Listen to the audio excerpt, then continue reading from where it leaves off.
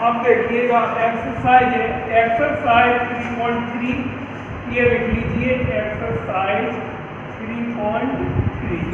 इस एक्सरसाइज में क्या है, प्रोबेबिलिटी है। प्रोबेबिलिटी की पहले डेफिनेशन याद रखते हैं।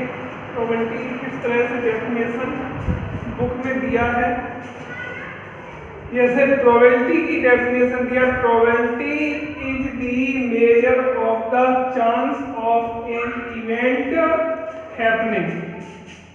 जो किसी भी सिक्के के चांस होते हैं, चांसों की संख्या को, उसी को हम प्रोबेबिलिटी कहते हैं। चांसों की संख्या को वो मापते हैं, उसी को हम प्रोबेबिलिटी कहते हैं।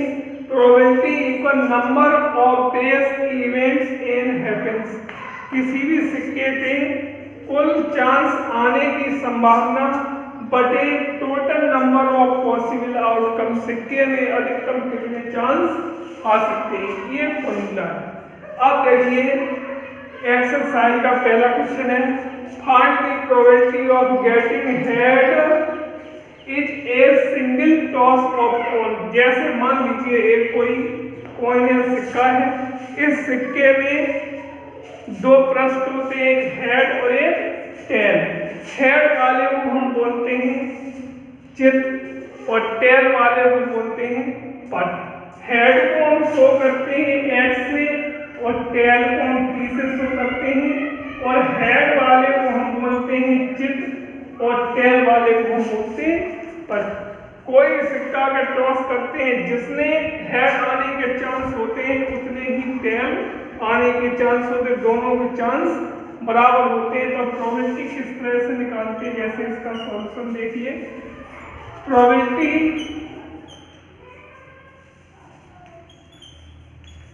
ऑफ हेड, हेड आने की प्रोबेबिलिटी 1/2 होगा, यानी आधे चांस होते हैं। एक सिक्के में दो पृष्ठ होते हैं, हेड एक बार आएगा तो एक ही बार टेल आ सकता है, इसलिए इसमें प्रोबेबिलिटी तुम्हारी 1/2 हो जाती है, क्योंकि टोटल पृष्ठ उसके दो ही होते हैं, हेड और टेल, इसलिए। लेकिन हेड आने के चांस 1/2, इसी प्रकार से टेल आने के चांस भी 1/2 होंगे। तो इसी तरह का क्वेश्चन नंबर 2 वो कर सकते हो। अब क्वेश्चन नंबर 3 देखिए, एक coin is the toss 100 times with the following frequencies. अब लिखा है A number head equal 45, tail equal 55। Second number दिया है find the probability of the getting A and B. इन दोनों की प्रोबेबिलिटी तुम्हें निकालने को किस तरह से।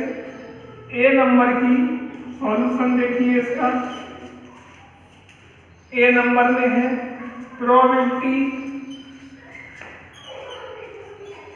ऑफ हेड इक्वल 45/100 कर देते हैं, क्योंकि टोटल टाइम्स दिए हैं 100 टाइम्स, इसलिए इसे काट लेते हैं। 5 9 जा, इस तरह से ये 9/20 आएगा। इसी प्रकार से बी नंबर में दिया है, प्रोबेबिलिटी निकालने हैं, प्रोबेबिलिटी ऑफ टेल इक्वल, ये दिया है तुम्हारा 55/100, ये उन्हें 5 से क्रॉस कर लेते हैं, 11/20, इस तरह से 11/20 हो जाए। दैट्स ऑल, ये इसके आंसर हुए। अब क्वेश्चन नंबर 4 बताएं। अब देखिए क्वेश्चन नंबर 4 है, if a batsman place 100 balls, एक बैट्समैन 100 बॉल्स खेलता है, ही हिट्स दी बाउंड्री, और हिट यानी बाउंड्री देता है ऑन 20 बॉलों की बाउंड्री देता है। Find the probability of the hit, उसकी प्रोबेबिलिटी बताने हैं, नीचे दिए हैं। ए नंबर दिया हिट ए बाउंड्री, इसका देखिए सॉल्व किस तरह से करते हैं। हिट ए बाउंड्री प्रोबेबिलिटी निकालने हैं। ए नंबर का जो सॉल्यूशन है किस तरह से, probability of boundary equal hit कितने लगाए 20, टोटल दी है टोटल बॉल से 100। तो ये समझिए इस तरह से हम लिख देते हैं 1/5।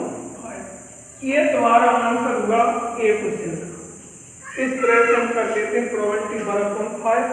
अब इसका सॉल्यूशन देखिए किस तरह से करते हैं। बी क्वेश्चन का सॉल्यूशन जिसमें बाउंड्री नहीं लगाई जाती है। अब देखिए टोटल 5 से 100 में 20 में बाउंड्री लगाई तो यानी 80 बॉल्स जो बची है उस पर बाउंड्री नहीं लगेगी। तो इस तरह से probability of not boundary equal 80/100। तो बिंदी कटे 2 से काट दीजिए। 2 4 जाए 2 5 जाए यानी 4/5। इस तरह से इसका आंसर हुआ। ये हम कर सकते हैं। अब देखिए क्वेश्चन अगला है फार्मा है in a bag there are 6 white balls, 7 red, 5 black balls. What is the probability drawing a ball? नीचे दिए हैं विकल्प दिए हैं A B C D part करके दिए हैं। इनकी तुम्हें आंसर सभी के निकलने किस तरह से निकालने। पहले हम फर्स्ट आंसर निकाले तो फर्स्ट का सॉल्यूशन लिख लेते हैं। किस तरह से करते हैं पहले लिखा लेते हैं टोटल बॉल कितनी बॉलें हैं सब। तो 6 व्हाइट है 7 रेड है 5 ब्लैक है। टोटल ये हुए तुम्हारे कितने 80 यानी 18 की टोटल। तो इसमें अब क्या करते हैं। अब तुम्हें नंबर 1 पूछा है कि प्रोबेबिलिटी ऑफ व्हाइट बॉल।